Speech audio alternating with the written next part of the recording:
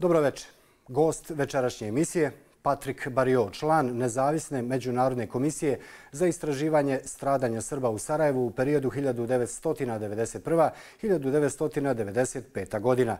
Barrio je doktor medicine. Završio je obuku tima Ujedinjenih nacija za procjenu i koordinaciju u katastrofama. Pukovnik je u francuskoj vojsci. Učestvovao je u brojnim operacijama pružanja medicinske i humanitarne pomoći, između ostalog i na prostoru bivše Jugoslavije tokom ratnih sukoba. Autor je više medicinskih i naučnih publikacija. Sada je medicinski direktor Evropskog instituta za zdravstvenu obuku. Gospodin Barrio se nalazi u Montpellieru u Francuskoj. Mr. Barrio, thank you for your time. Thanks so much. Good evening. Dobro večer. So, your work shows that humanitarian NGOs, non-government organizations, have played an important role in the instrumentalization of human suffering. Can you elaborate on this point? Dobro večer again. Good evening, everybody. My name is Patrick Barrio. I am a medical doctor and a former colonel in the French army.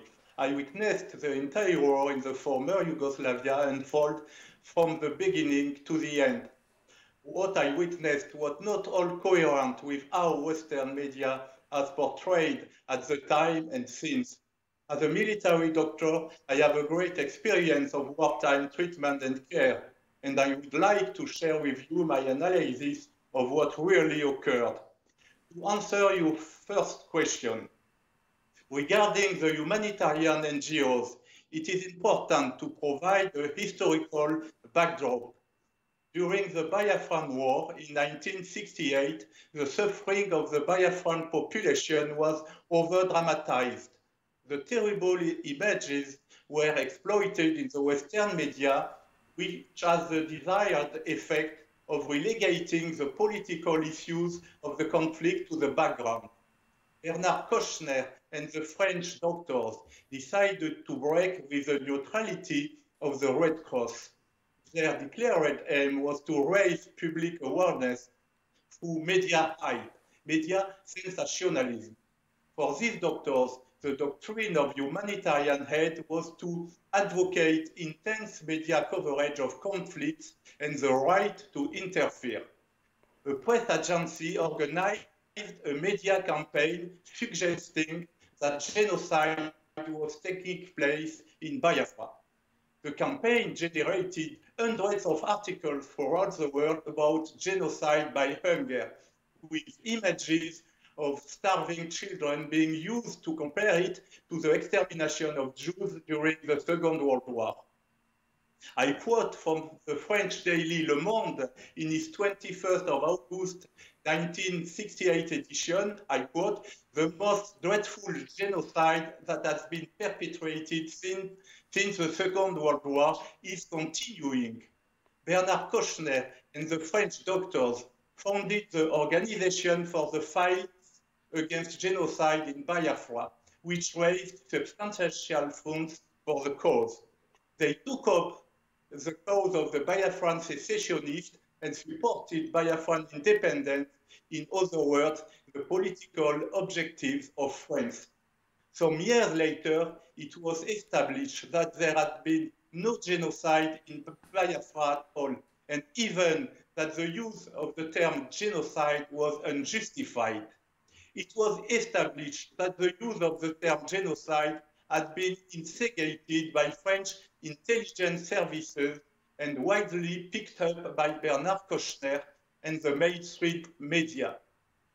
Evil must be called out. Evil has a name, and it even has a first name, Bernard Kouchner. Bernard Kouchner is a man who put humanitarian aid at the service of political objectives and interests. Throughout the war in the former Yugoslavia, the NGOs Médecins Sans Frontières and Médecins du Monde showed their bias in favor of one side of the conflict. They supported Croatian independence, then Bosniak independence, and finally the independence of the Kosovar Albanians. These NGOs have instrumentalized the suffering of civilian population. They have achieved, and this through a double process of victimization and demonization, these two processes being like two sides of the same coin. NGOs are in league with news agencies and the media on the one hand, and with the institutions of the Western interventionist states on the other, be they military, charitable, or legal. You just mentioned the process of victimization and dehumanization, which are the two sides of the same coin. Can you tell us more about this? Yes. The main objective of the instrumentalization of suffering is to mobilize Western public opinion in the name of higher humanitarian principles in order to convince Western powers to support the main interventionist states' objectives. Let's start off with victimization. The victimization of one party to the conflict allows a community to present itself as the main victim in order to encourage interventionist Western powers to get involved in the name of the right of humanitarian interference. NGOs exposed their bias and exaggerated the suffering of Bosnian Muslims and Albanian Kosovars while remaining silent about the suffering of Serbs. NGOs participated in staging, I quote, the greatest humanitarian disaster since World War II, and fueled rumors of genocide. Lord Arthur Ponsonby, in his book Falsehood in Wartime, stressed that one of the basic principles of any effective war propaganda was to gain the support of non-intellectuals and artists. At the call of NGOs, many intellectuals and artists took sides with the Bosniaks in the civil war, most often in a virulent way. Bosniaks have been compared to the Jews of the Second World War. The use of World War II rhetoric has led to outrageous analogies, inappropriate comparisons, and indecent amalgams. The same process is used at all times. The designated enemy commits unprecedented atrocities and is likened to absolute evil, namely Hitler, the Nazi, genocide, and extermination camps. The victims of such barbarity are then compared to the Jewish victims of the Second World War. Anyone who might have any doubt about this perspective is accused of revisionism and duly silenced. In reality, it is a double instrumentalization of suffering. Not only has the suffering of the victims of war in the former Yugoslavia been manipulated, but also the memory of the victims of the Holocaust.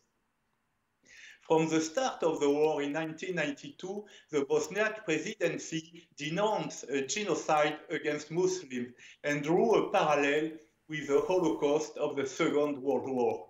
In June 1992, Alija Izetbegovic asked Bernard-Henri Lévy to pass on the following message to French President Mitterrand. I quote, "We are the Warsaw Ghetto, you see. Is the world really going to let the Warsaw Ghetto die once again?"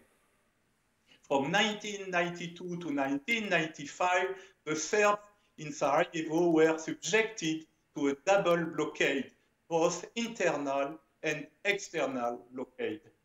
They were also victims of a campaign of terror planned at the highest level of the state by the FDA and carried out by a joint criminal enterprise that included all Bosniak state institutions.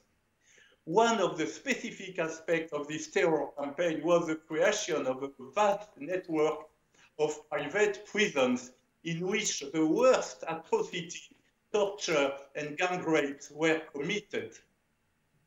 The mass exodus of citizens from a city, taking with them the exhumed remains of their loved ones was an unprecedented event in the history of civil wars. The same manipulation was used during the war in Kosovo.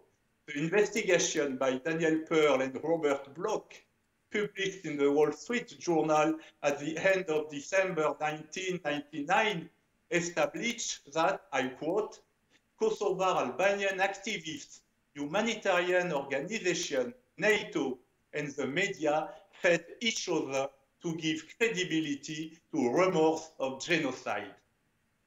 There was an indecent competition in the victimization process, with groups claiming to be victims of genocide when they had not experienced anything remotely comparable to the Armenians, Jews, or Tutsis. Médecins du Monde remained completely silent on the KLA's numerous atrocities. They said nothing about, for instance, the organ trafficking that continued until 2001, when Bernard Kouchner, a friend of Mr. Hashim Thaçi, was special representative of the UN Secretary General in Kosovo and head of UNMIK. And what about the other sides of the coin? Yes, let's now flip over to the other side of the coin, demonization. The vilification and dehumanization of the other party to the conflict generates hatred against it, deprives it of any form of compassion, and justifies all coercive measures against it. In Sarajevo, the campaign of terror was preceded and accompanied by a campaign of discrimination and demonization targeting Serbian citizens. These civilians were relegated to the rank of outlaws. In Sarajevo, from 1992 to 1995, Serbs' lives didn't matter at all. Serbs' lives didn't matter at all. The life of the Serbs was not worth an iota.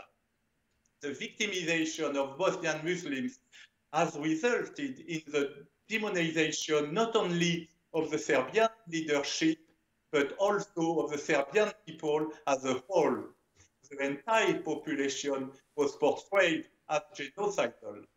All the Serbian population have been tarred with the same brush. One community as a whole is seen as the only real victim of the conflict, while the other community as a whole is considered to be criminal. Under the leadership of Bernard Kouchner, the association Médecins du Monde chose its camp from the beginning of the war. It even financed a poster campaign, aimed at demonizing the Serbian president by comparing him to Hitler. In the end, the Serbian population of a city that claims to be tolerant and multi-ethnic has been totally eliminated by those who still claim to be the main victims of this conflict.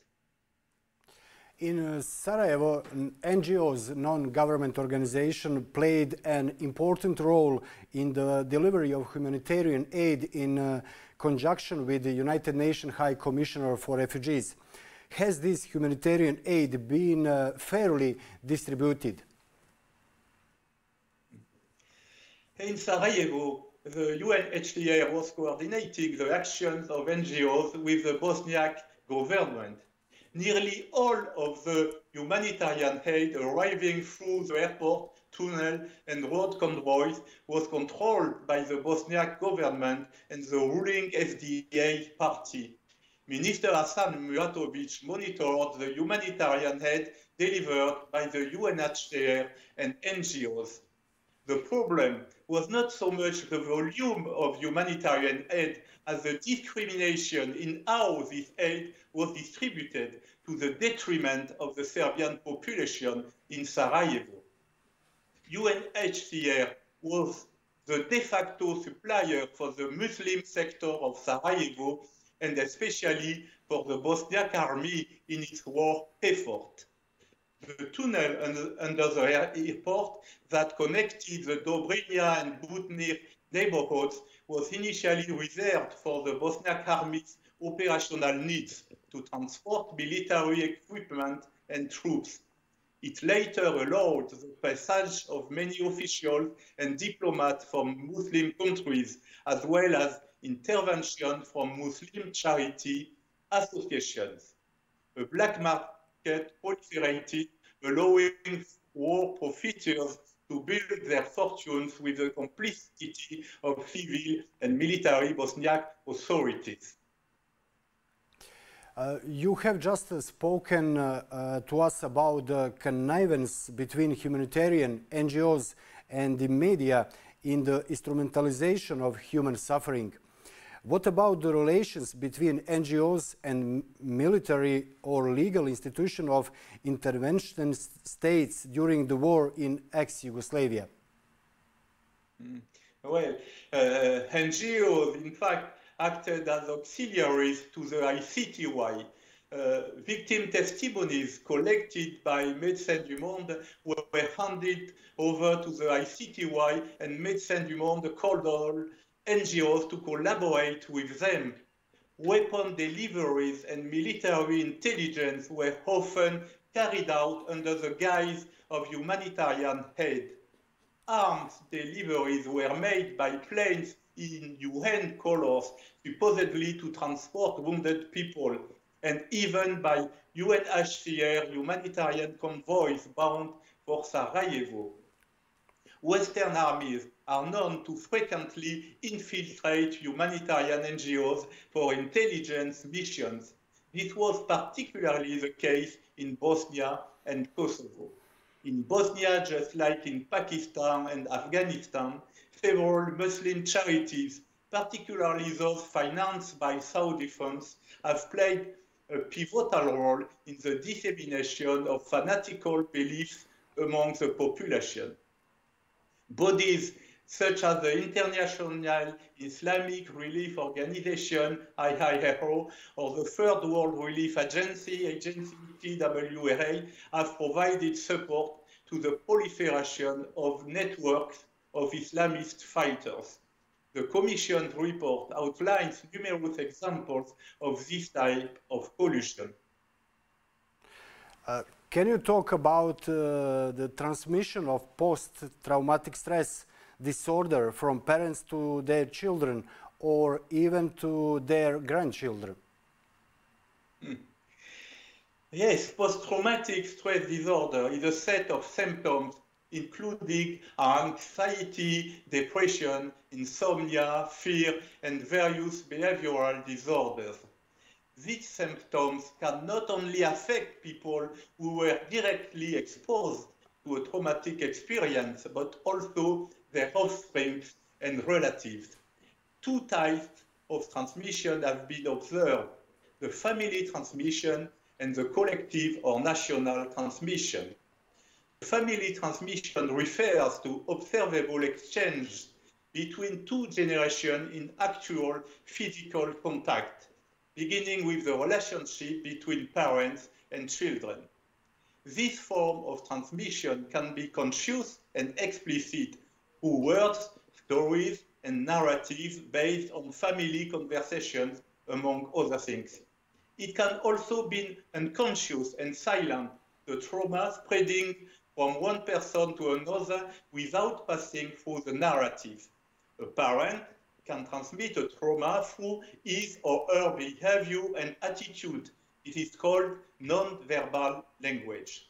This form of transmission is also known to occur without any physical contact between individuals and completely skipping generations. Traumatic experiences endured by ancestors can leave significant imprint on subsequent generations. Molecular biology research shows that trauma can cause changes in gene expression that can be passed on to offspring. A change in the expression of a gene involved in stress regulation has been identified in descendants of the Shoah. The trauma of the Shoah was transmitted to descendants and may have left a biological imprint on the following generations. This is due to a disruption of the physiological circuit responsible for stress regulation. The descendants of people traumatized by the Shoah have been found to be more likely to develop depression or post-traumatic stress disorder.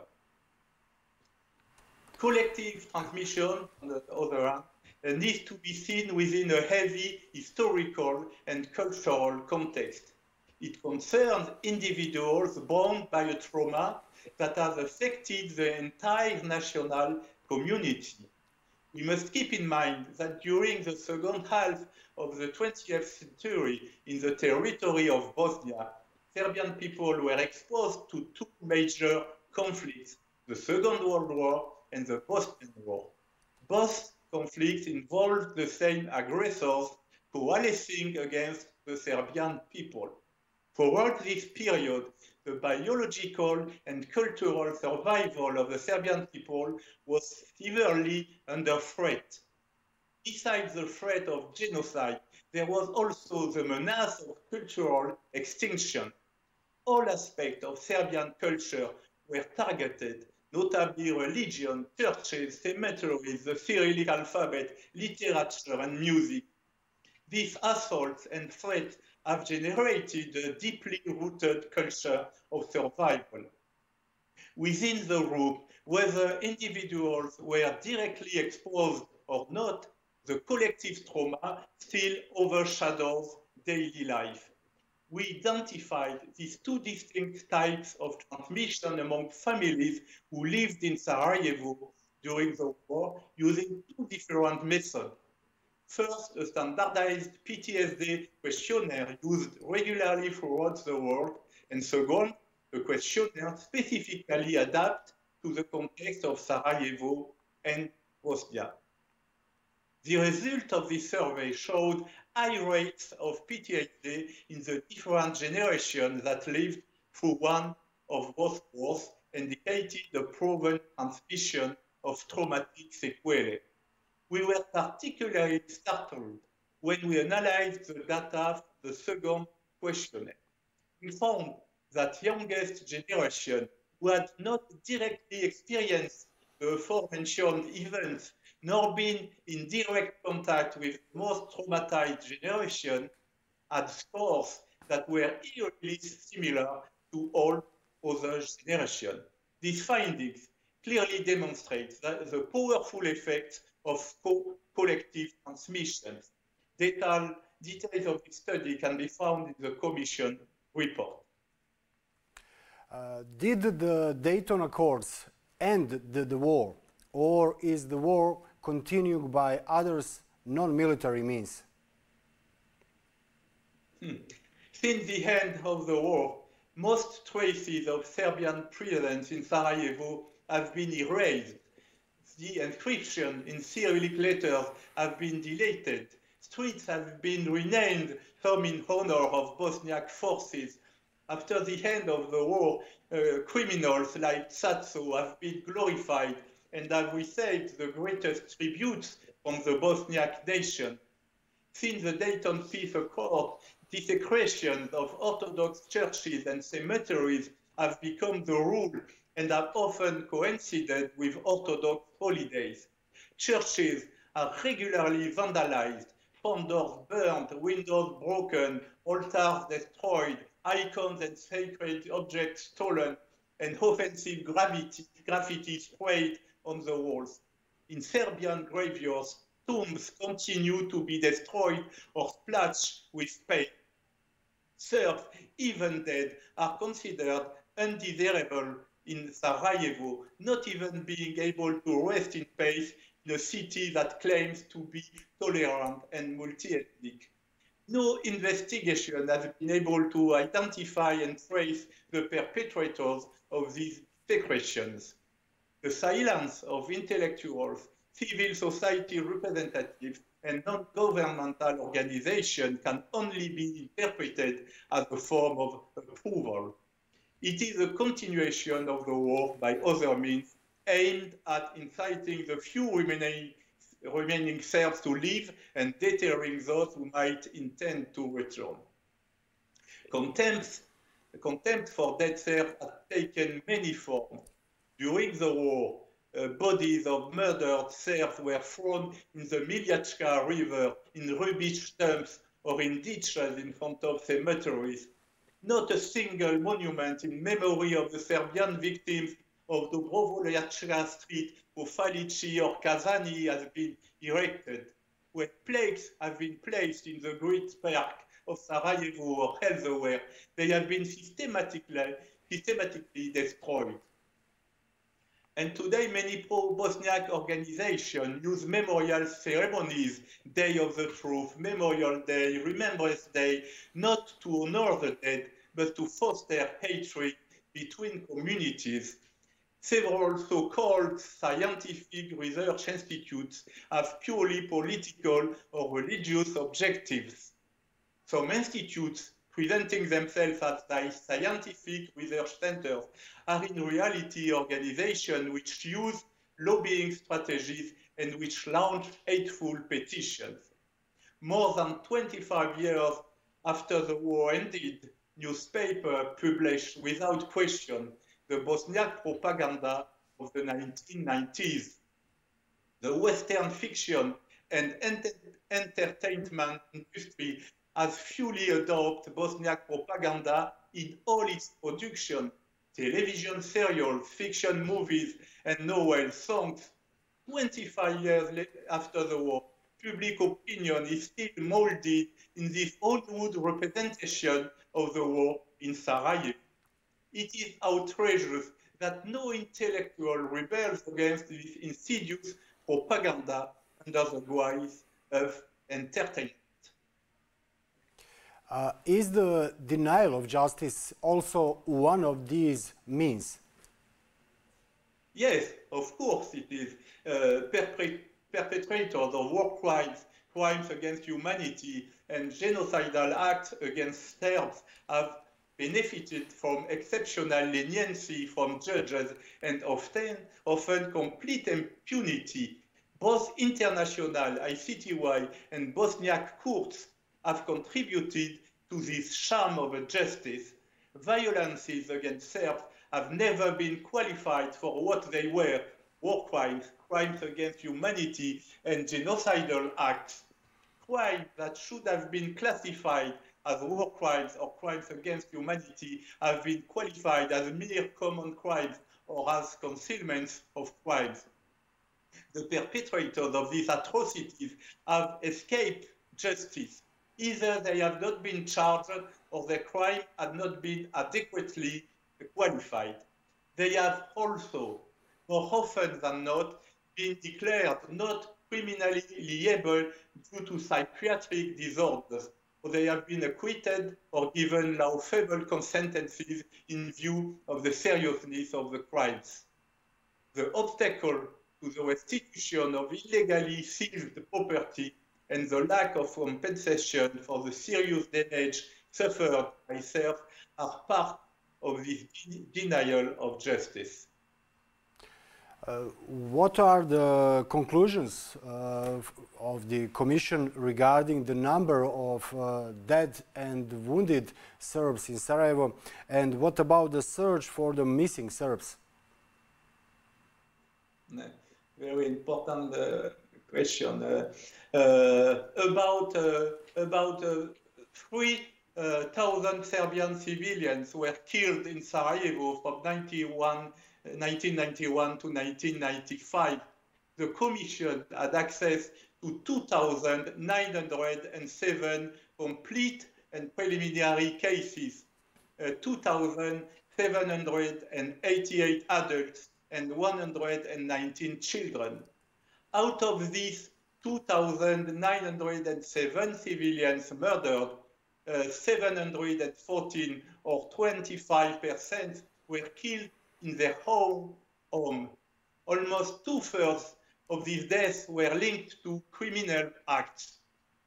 During this period, 1,665 Serbian civilians were seriously injured, 755 of them from war injuries, and 910 or 55% from criminal acts.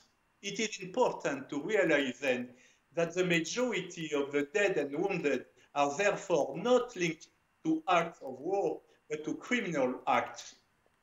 Some 800 Serbs have been reported missing from the part of Sarajevo controlled by the SDA.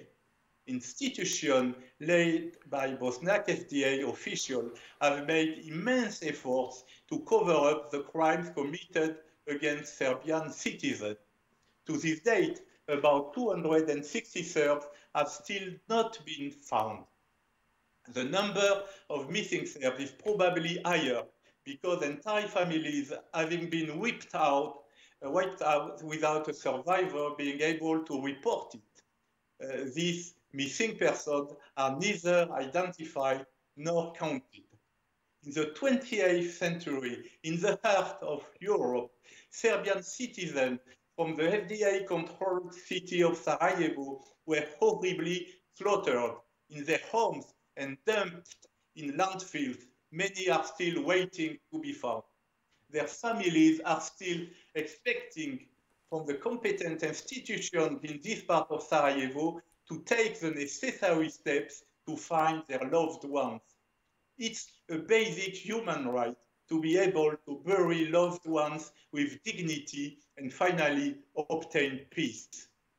Unfortunately, problems and obstacles have built up in the search for the missing Serbs in the part of Sarajevo that was under Muslim control during the war, but is now part of Sarajevo canton in the Federation of Bosnia and Herzegovina.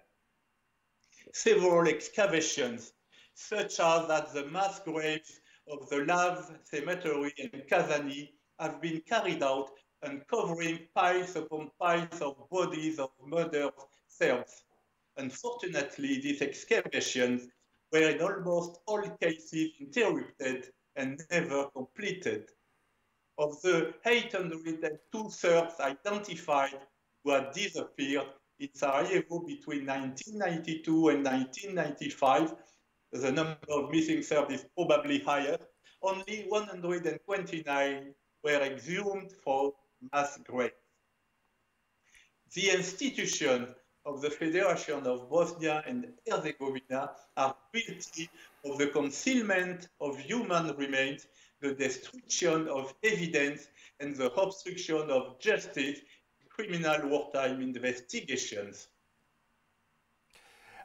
As a doctor, can you tell us how you feel about behavior the doctors on the both sides in the conflict, particularly with regard to the Hippocratic Oath? Yes. Koševo Hospital, the largest hospital center in Bosnia and Herzegovina, was presented by the media throughout the war as a symbol of the suffering of the Bosniak population alone. In May 1992, a crisis management committee was established within the hospital by the SDA. This committee discriminated against Serbs and drew up lists of non-Muslim staff to be dismissed. Serbian department heads were dismissed without notice or reason. In Koševo Hospital, discrimination was practiced against not only doctors, but also, more alarmingly, Serbian patients. A considerable number of Bosniak doctors constantly broke their Hippocratic oath during this time. At least 10 Serbian doctors were murdered, among them Professor Milutin Najdanovic. It is also important to highlight that the Bosniak army frequently violated the Geneva Convention in firing mobile mortars inside the grounds of Koševo Hospital, using the hospital as a screen. And during the war, the Serbian Žiča Hospital in the municipality of Ilija, at the entrance to Blažuj, was the only hospital on the 200 kilometers of the front line west and north of Sarajevo. From 1992 to 1996, Dr. Miodrag Lazic managed the wartime surgery activities here. He operated without any discrimination whatsoever on the Croats and Bosniaks who were taken to Žiča hospital. A tribute to Dr. Lazic, the surgeon of the anguished Serbian people, painted on a wall in Ilidža, was vandalized on 6th of May 2020, just day after his death on the 14th of April. At the beginning of our interview, you mentioned the exodus of Serbs from Sarajevo following the Dayton Accords. Can you tell us more about this? After the Dayton Peace Accord, the Serbs in the Sarajevo district suddenly, spontaneously and unanimously decided to leave the city with their dead relatives. They felt they simply had no other choice. They were given no instruction at all to leave, nor any help whatsoever. They knew only too well the threat they faced, and that no one could ensure the safety of their families and the peace of their dead if they stayed put. They left their homes and possessions, but they would not abandon their dead. Most rightly feared that their graves would be desecrated, while others refused to leave their loved one to rest near their killers. It was unprecedented and one of the most harrowing events of this war, the great exodus of the living and their dead. The Serbs had to choose between a suitcase and a coffin. In fact, they left both, leaving behind them deserted cemeteries dotted with holes and empty graves. In conclusion, could you give us your feelings on the deep roots of this conflict in BiH? It's another very important point. In order to manipulate public opinion, the political and historical context was completely disregarded and the deep-root cause of the conflict ignored. Only cookie-cutter analysis was employed to explain events. I'd particularly like to stress the impact of the events of the Second World War on this conflict. In the war between three of the peoples of the former Yugoslavia, Serbs, Croats, and Muslims, crimes were committed on all sides. But we must also not forget on which ground this hatred resurfaced. The Croatian state of Ante Pavelić. This was a Nazi satellite during the Second World War, responsible for the destruction of Jews, Roma, and Serbs. Returning to the Bosnian War in the 1990s, people did not have all the facts at their disposition. Today, however, we are aware of the strong links, especially ideological, between the SDA and the Muslim Brotherhood. The Islamic Declaration of Alija Izetbegović, founder and president of the SDA, clearly opens the way to Islamist fundamentalism. To je živa istina. I hope the research that you made will contribute to a better understanding of conflict in Bosnia and Herzegovina, as well as a tragedy of Sarajevo Serbs. Mr. Barrio, thank you for your time. Thanks so much. It was a pleasure to be with you. Poštovani gledalci, pratili ste posljednju emisiju Sarajevski Srbi, nestali narod, u kojem su članovi Međunarodne nezavisne komisije za istraživanje stradanja Srba u Sarajevu u periodu 1991-1995. iznijeli samo dio iz izvještaja koji će uskoro biti dostupan javnosti. Prijatno večer.